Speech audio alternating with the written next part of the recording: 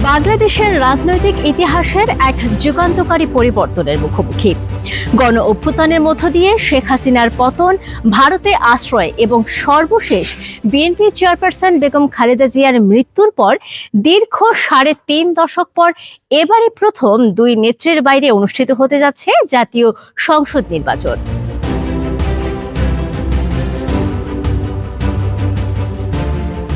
১৯৯১ সাল থেকে ২০২৪ সালের ৫ই আগস্ট পর্যন্ত তত্ত্বাবধায়ক সরকারের ২ বছর বাদ দিলে প্রায় ৩৪ বছর রাষ্ট্র ক্ষমতার কেন্দ্রবিন্দুতে ছিলেন শেখ হাসিনা ও বেগম খালেদা জিয়া। এই সময়টিকে বলা হতো বাংলাদেশের দুই নেত্রীর শাসনের যুগ। দুজন নারী নেতৃত্ব আমরা পেয়েছিলাম, দুটা দলেরই বড়, দুটা বৃহৎ দলের দুজন নারী এই দেশকে নেতৃত্ব দিয়েছেন প্রধানমন্ত্রী হিসাবে, দলীয় নেতা হিসাবে। এই দুজনের নেতৃত্বে আসাটা যতটা তাদের যোগ্যতায় ছিল তার চেয়ে বেশি ছিল সিচুয়েশনের কারণে।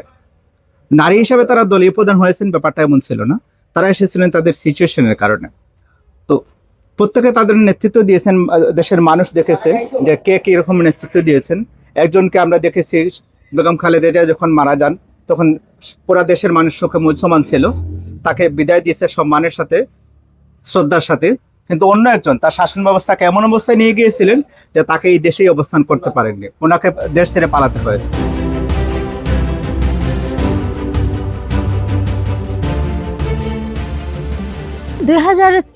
সালের ৫ই আগস্ট ছাত্র জনতার গণ অভ্যুত্থান এই ধারাবাহিকতায় টেনে দেয় চূড়ান্ত ছেদ। গণ আন্দোলনের মুখে পদত্যাগ করে শেখ হাসিনা বর্তমানে ভারতে অবস্থান করছেন। তার দল আওয়ামী লীগের কার্যক্রম নিষিদ্ধ থাকায় ত্রয়োদশ জাতীয় সংসদ নির্বাচনে অংশ নিতে পারছে না দলটি। দীর্ঘ ১৫ বছর শাসন করা এই দলটির রাজনৈতিক প্রত্যাবর্তনের পথ আপাতত রুদ্ধ।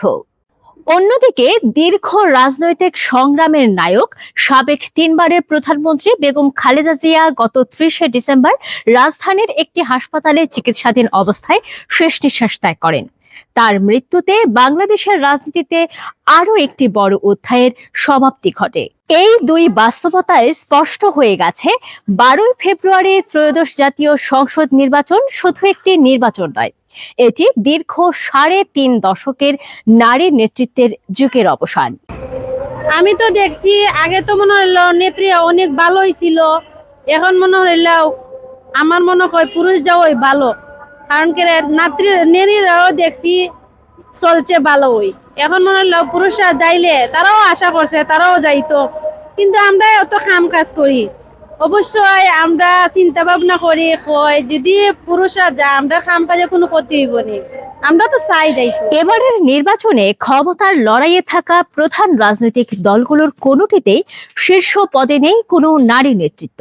নারী নেতৃত্ব নাই, এটা আমরা বাংলাদেশের মানুষ হিসাবে অনেকে চেয়েছিলাম মুসলিম কান্ট্রি হিসাবে, তো এই হিসাবে আমরা এটাকে ভালো দিক দিয়ে দেখছি। একটা ভালো একটা দিক, কারণ হচ্ছে আমরা বুঝ যাওয়ার পর তাই দেখতেছি যে নারীর একটা নেতৃত্ব, নতুন নারী নেতৃত্ব আমরা পাচ্ছি না। এটার একটা গ্যাপ তৈরি হয়েছে, যার কারণে এখন যে পুরুষ নেতৃত্ব আসছে এটা মানে নারী নেতৃত্বকে মানে পিছিয়ে পড়তেছে কিনা এটাও একটা বিষয়। আমাদের উচিত নারী নেতৃত্ব আরও এগিয়ে আসার জন্য আরও মানে অনুপ্রাণিত করা মানুষকে। তো আমার কাছে মনে হইতেছে যে এটা একটা আমরা নারী নেতৃত্বের জন্য এটা পিছিয়ে পড়ে যাচ্ছি আর কি।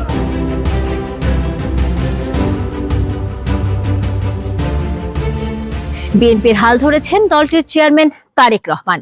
নির্বাচনে বিএনপি জয়লাভ করলে প্রথমবারের মতো প্রধানমন্ত্রী হওয়ার পথে তিনি। অন্যদিকে জামায়াতে ইসলামের নেতৃত্ব গঠিত ১১ দলীয় জোটও রয়েছে গুরুত্বপূর্ণ অবস্থানে।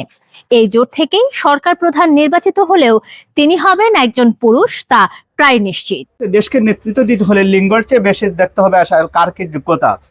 এই দেশের নেতৃত্বে এমন মানুষই আসা দরকার, লিঙ্গের চেয়ে বেশি প্রাধান্য দেওয়া দরকার যোগ্যতাকে, যিনি তার শাসন ব্যবস্থাকে এবং দেশের মানুষকে নিরাপদ রাখতে পারবেন, দেশের মর্যাদাকে উচ্চ রাখতে পারবেন, বহিরাষ্ট্রের সাথে এই দেশের সম্পর্ককে উন্নত অবস্থায় নিয়ে যেতে পারবেন, এমন নেতৃত্বেই মানুষ আশা করে।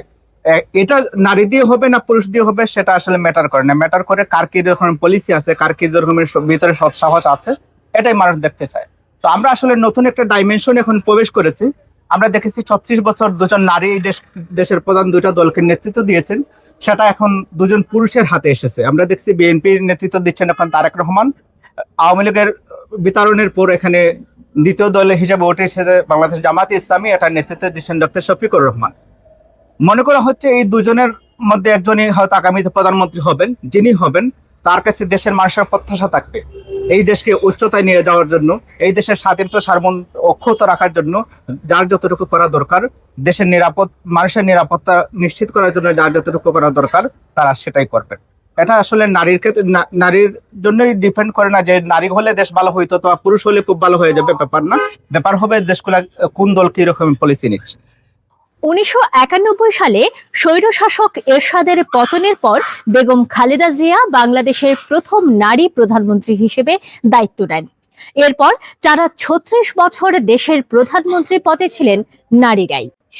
ত্রয়োদশ জাতীয় সংসদ নির্বাচন সেই দীর্ঘ অধ্যায়ের ইতি টেনে বাংলাদেশের সংসদীয় ইতিহাসে রচনা করতে যাচ্ছে এক নতুন অধ্যায়, এক যুগের প্রস্থান আর নতুন ইতিহাসের সূচনা। জান্নাতুল নাজিন আশা, বাংলামেইল, সিলেট।